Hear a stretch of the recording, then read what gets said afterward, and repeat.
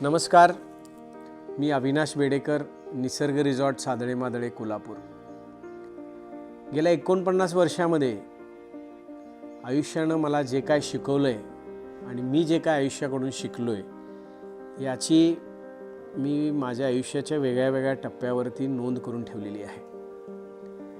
आणि या विचारांचा आणि या अनुभवांचा आणि माझ्या प्रयोगांचा एक इंस्टाग्राम आणि यूट्यूबची सीरीज करायचा विचार खूप वर्ष माझ्या मनात रेंगाळत आलेला आहे। आणि त्याची सुरुवात आज 15 ऑगस्ट 2026 या दिवसापासून मी करत आहे। 2004 पासून मी व्यवसाय बघतोय निसर्ग रिसॉर्टचा। त्याच्या आधी 10 वर्ष मी MR म्हणून काम केलेलं आहे। औषध व्यवसायामध्ये आयुर्वेदिक औषधाची फॅक्टरी असेल किंवा फार्मास्युटिकल होलसेल असेल आणि त्यानंतर निसर्ग रिसॉर्टचा हा माझा प्रवास गेल्या 20-22 वर्षाचा। यातून मी जे काय शिकलोय, मला जे काय उमगलंय, हे सगळं मला लोकांसमोर मांडण्याची इच्छा आहे। मला जे मांडायचं आहे ते मी 5 भागांमध्ये विभाजित केलेलं आहे। तर सगळ्यात पहिला भाग आहे क्रिएटिव्हिटी।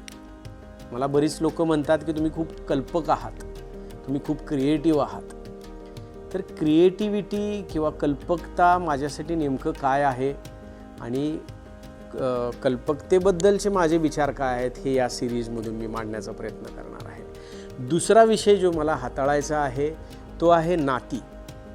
नाती म्हणली तर फक्त आपल्या घरातलीच नाती नसतात, आपल्या मित्रांचीच नाती नसतात, ती नाती व्यवसायाच्या ठिकाणातली असतात। काही जसं मी म्हणतो की माझं दगड मातीबरोबर नातं आहे, लाकडाबरोबर माझं नातं आहे, तसंच नातं हे मानण्यावर असतं असं मला वाटते। आणि ह्या नात्यांबद्दल माझे जे काय विचार असतील, जे काय मला अनुभव असेल, तोही ह्या विषयामधून मला मांडायचा आहे। त्याच्यानंतर काही असंही म्हणतात की मी एक चांगला उद्योजक आहे, मी एक चांगला व्यावसायिक आहे। तर त्या संदर्भातले माझे जे काय विचार आहेत, जे काय माझे प्रयोग आहेत, पैसा या विषयावरती माझे विचार, माझा अनुभव हाही मला या विषयातून मांडायचा आहे।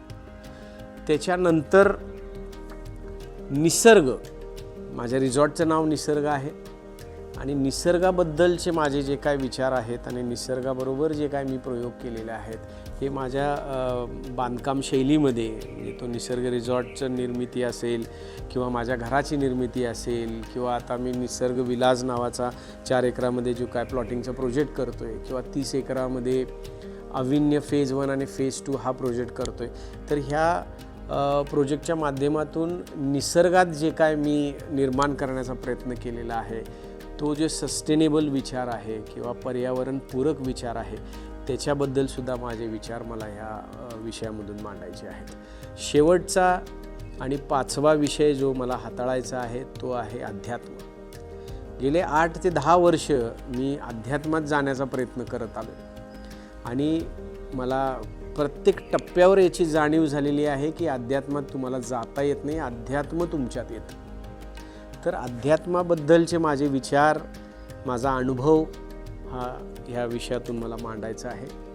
आणि मी आशा करतो की जे काय मी ह्या सिरीजच्या माध्यमातून पुढचे 2-3 वर्ष मांडत जाईल त्याचा बघणाऱ्या लोकांना नक्की फायदा होईल आणि त्यांचं आयुष्य अजून समृद्ध, अजून सुखी व समाधानी होईल हीच आशा ठेवून मी हे उपक्रम करतोय।